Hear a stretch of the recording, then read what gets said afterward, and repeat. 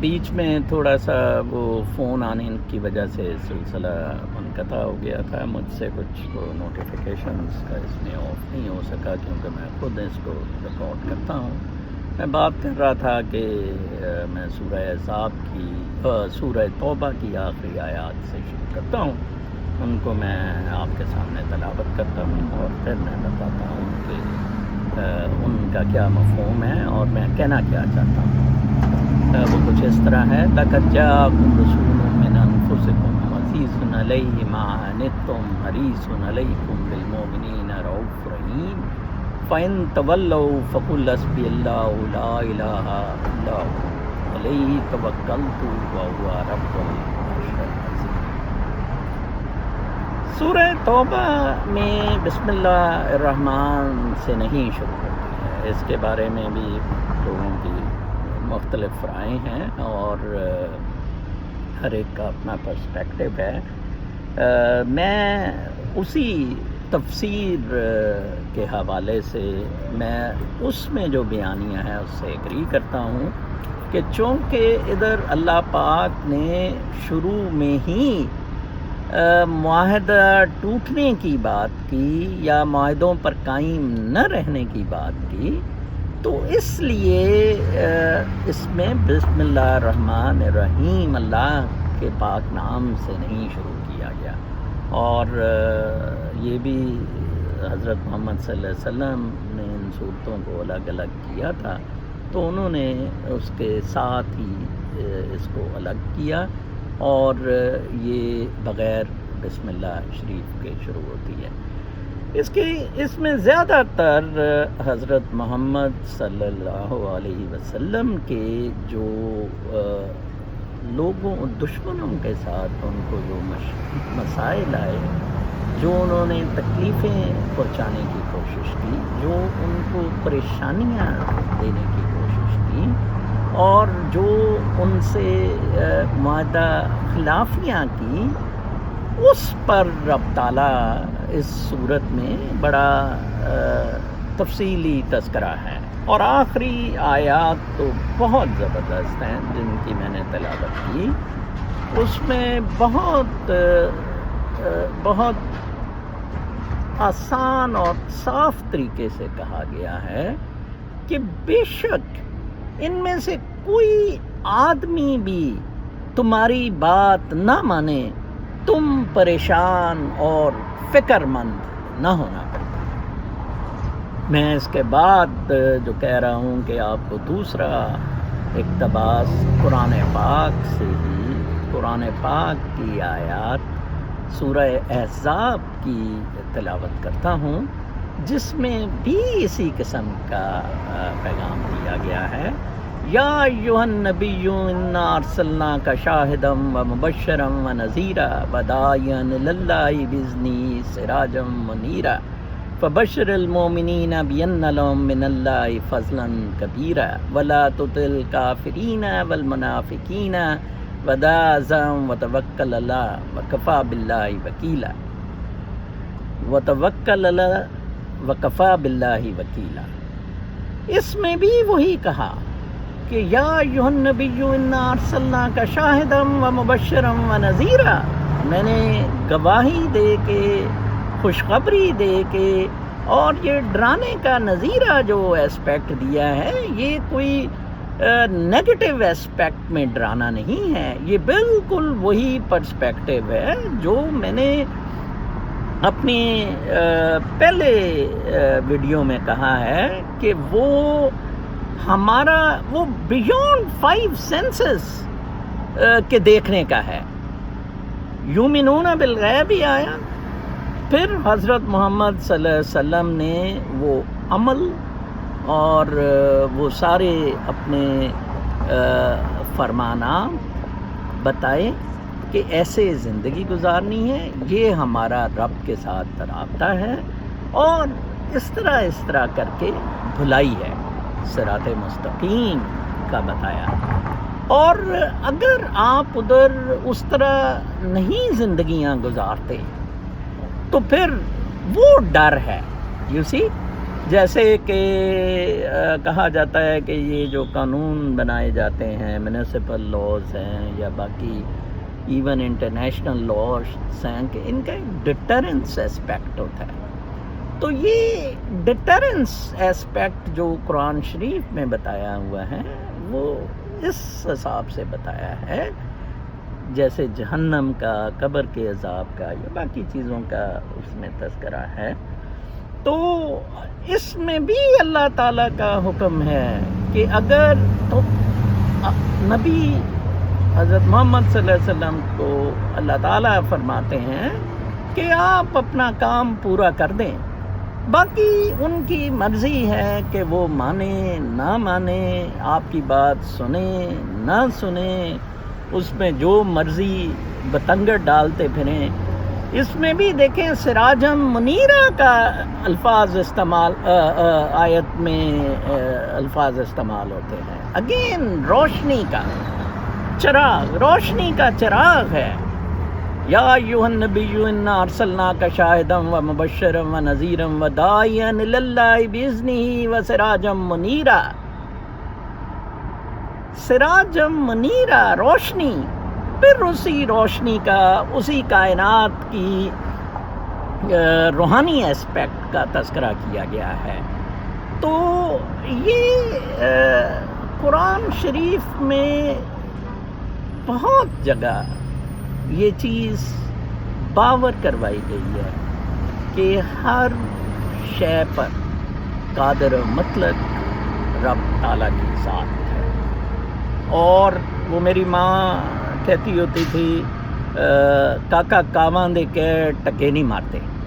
پھر وہ ایک اور بات پہ کہا کرتی تھیں کہ اگر انہاں دے بس لکھ ہوندا سانو مارنا تے ہن تک اسی زندہ نہ. کسی کے بس میں کچھ عزت، ذلت، رزق، سب کچھ، زندگی، موت، سب کچھ باری تعالیٰ نے اپنے پاس ہے. کچھ نہیں دیا. یرزق من یشاء بغیر حساب. تذل من تشاء، تعز من تشاء، تذل من تشاء. اگین مطلب جس کو مرضی وہ عزت دے، جس کو مرضی وہ ذلت دے. بیدک الخیر. اور اللہ تعالیٰ پر ہمارا توکل نہیں ہے. ہمارا سب سے بڑا مسئلہ یہ ہے. میں چین میں بھی کوئی 2 سال رہا اور ادھر بھی میں یہ جو ایتھسٹ موومنٹس ہیں ان کے لٹریچر کا بھی میں نے مطالعہ کیا. خاص طور پر ایک فلسفی این رینڈ جس کے ناول بڑے مشہور ہیں اور ٹرمپ کو این رینڈ کا بڑا فالوور کہا جاتا ہے. تو میں نے اس میں نوٹ کیا ہے کہ اس کا جو بہترین ناول فاؤنٹین ہیڈ ہے اس کا ایک کیریکٹر جارج راک بہت مشہور ہوا ہے اور اکثر لوگ اپنے آپ کو جارج راک کہتے ہیں. جی میں اس کی طرح کا ہوں. خودی میں مطلب میں سمجھتا ہوں علامہ اقبال کی خودی آپ ایک طرف رکھ دیں جو مذہب کی بنیاد پر علامہ صاحب نے آسمانوں کو پہنچائی، اور ادھر این رینڈ بغیر مذہب کے مٹیریلسٹک انٹرپریٹیشن پہ اس کو آسمانوں پہ اس خودی کو پہنچا دیتی ہے on one basis only, and that is اپنے آپ پر توکل یا اپنے آپ پر کانفیڈنس پہ. اس میں ایک جارج راک کو ایک بندہ جرنلسٹ مارک ٹوئی بہت تنگ کرتا ہے، بہت شدید تنگ کرتا ہے، اس کے خلاف لکھتا ہے اور بہت اس کا جینا حرام کر دیتا ہے. ایک کلب میں دونوں کی ملاقات نہیں ہوتی، دونوں موجود ہوتے ہیں. تو مارک ٹوئی سمجھتا ہے کہ میں نے بڑا کوئی پہاڑ گرا لیا ہے اس کے خلاف تنقید کر کے جارج راک کے، اور یہ بڑا مشہور بھی بنا ہوا ہے. خیر تو وہ اس کے قریب ہوتا ہے. تو جارج راک بالکل انٹرسٹ نہیں لیتا ہے. کچھ دیر بعد وہ اس کے اور قریب جاتا ہے اور اس کو کہتا ہے کہ you don't know I am Mark Twain who used to write against you in the papers. اس کی طرف جارج راک نے دیکھا بھی نہیں، اور جارج راک نے کہا آئی ڈونٹ تھنک اباؤٹ۔ اور ہمارے پاس کہاں اللہ تعالیٰ کی اتنی طاقتور اور اتنی بابرکت اور رحمان الرحیم اور کیا کچھ نہیں، وہ موجود ہے اور ہم ادھر 2% کے لوگوں کے پیچھے لگے۔ یہ سب منافقت ہے، یہ سب مادہ پرستی ہے، یہ سب شرک ہے۔ ہم نے رب تعالیٰ پہ توکل ہی نہیں کیا۔ میں پلاسیبو پہ بات کر رہا تھا نا، کہ ہم اگر ذہن کوئی یہ کہہ دیں، ذہن سے یہ منوا لیں کہ مجھے کینسر نہیں ہے، تو کینسر 10 دن میں ختم ہو جائے گا۔ ہم نے تو رب کو رب مانا ہی نہیں، ہم نے تو ادھر خود ہی اپنے فیصلے کرنے شروع کر دیے، خود ہی چودھری بن گئے، خود ہی لوگوں پہ مالک بن گئے، اور وہی انسان جو بالکل ہمارے جیسے ہیں، اللہ تعالیٰ کے پیدا کیے ہوئے ہیں، ہم نے ان کا یہ استحصال شروع کر دیا، ان پر کنٹرول کرنا شروع کر دیا، ان کو مینپولیٹ کرنا شروع کر دیا۔ کتنی بڑی زیادتی ہے۔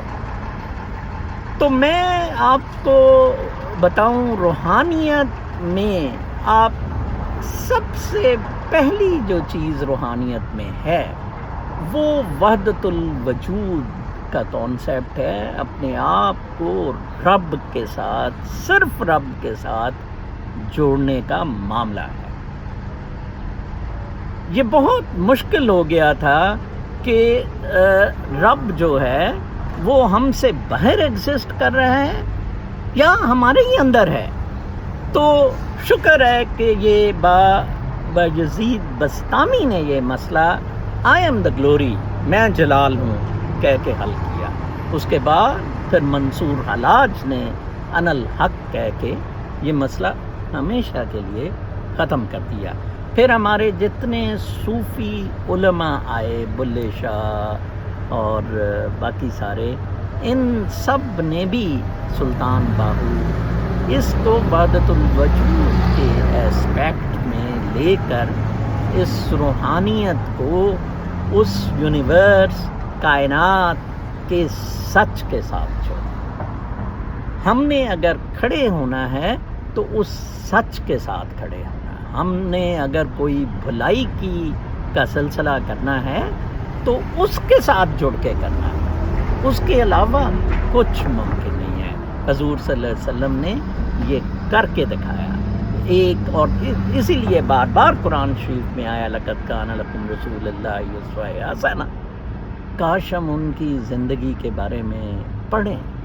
ہم تو احادیث مبارکہ پر بحث کرنی شروع کر دی، ہم نے تو 101 مسلک نکال لیا، ہم لوگوں نے تو اس چیز پہ لڑائی شروع کر دی کہ ہاتھ ادھر باندھنے ہیں، نیچے باندھنے ہیں، کیا کرنا ہے، کیونکہ ہم نے اس کا جو کور ایسپیکٹ تھا اس کو مد نظر ہی نہیں رکھا۔ آخر میں آپ کو کہتا چلوں کہ میں یہ جو 6 بلاگ لکھتا ہوں ہفتے میں، اور ایک دن یہ جو ویڈیو ریکارڈ کرتا ہوں، اس میں صرف اور صرف یہ ان لوگوں کے لیے ہے جو یہ باتیں سمجھنے کی یا سوچنے کی خواہش رکھتے ہیں۔ میری کوئی خواہش نہیں ہے، نہ شہرت کی، نہ طاقت کی، اور نہ پیسے کی۔ الحمدللہ اللہ تعالیٰ نے مجھے بہت کچھ دیا ہے، مجھے بیش بہا نعمتوں سے نوازا ہے۔ میں کہتا ہوں میں تو روز کی 50 نمازیں بھی پڑھوں، میں نماز کو جذبہ شکر گزاری سمجھتا ہوں، تو میں سمجھتا ہوں کہ شاید میں رب تعالیٰ کا وہ حق ادا نہ کر سکوں جو مہربانیاں، عنایات، کرامات رب تعالیٰ نے میرے پہ کی ہے۔ یہ راستہ بہت آسان ہے، یہ راستہ بہت سادہ ہے۔ شیطان آپ کے اندر ہے، شیطان مادہ پرستی میں ہے، شیطان لالچ میں ہے، شیطان حرص میں ہے، یہ آپ کو کہیں کا نہیں چھوڑے گا۔ جب روح پر یہی منفی سوچیں حاوی ہو جاتی ہیں تو جسم بیمار ہو جاتا ہے، روح کی روشنی مدھم پڑ جاتی ہے. یہ بہت سادہ سی بات ہے. پیار، محبت اور بھائی چارے، ان چیزوں سے یہ روشنی اور زیادہ بڑھتی ہے. لیکن حسد، کینہ پروری، ظلم و ستم، استحصال، اس سے یہ روشنی کم ہوتی ہے. پچھلے دنوں میں ایک مغربی فلاسفر کی ایک کتاب پڑھ رہا تھا جس میں اس نے کہا تھا کہ یہ جو پیٹ ہے، لوگ پالتو جانور رکھتے ہیں یا چھوٹا بچہ جو ہے، ان سے جب پیار یہ کرتے ہیں تو اس سے روح کو بہت توانائی ملتی ہے، اس سے صحت بہت اچھی ہوتی ہے.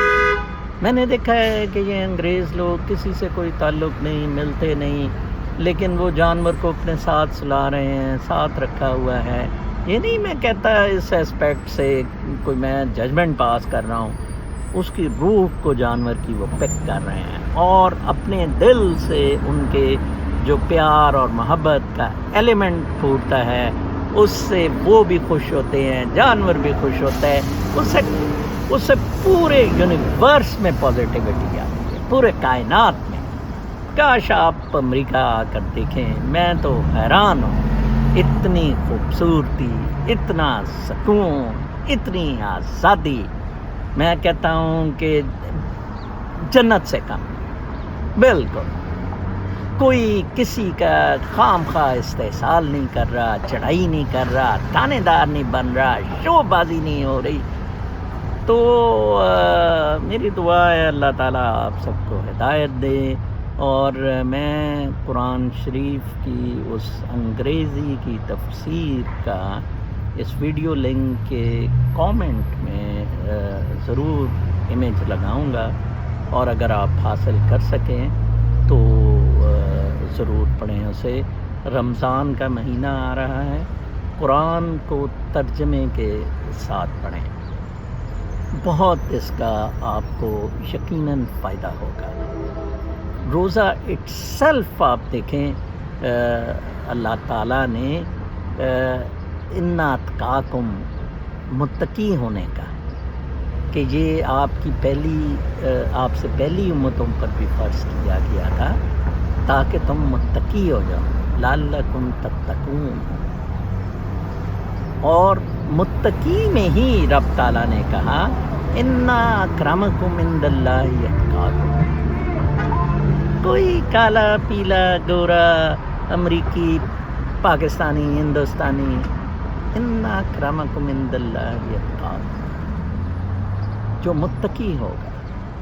اور متقی ہونا آپ کی کردار اور آپ کی روح کے ساتھ وابستہ ہے. اپنا بہت خیال رکھیں. میں آپ سب کے لیے بہت دعا کروں، اور میری دعا ہے کہ اللہ تعالی ہم سب کو ہدایت دے اور آنے والے رمضان میں عبادات کا زیادہ سے زیادہ عبادات کی توفیق عطا فرمائے. اللہ حافظ.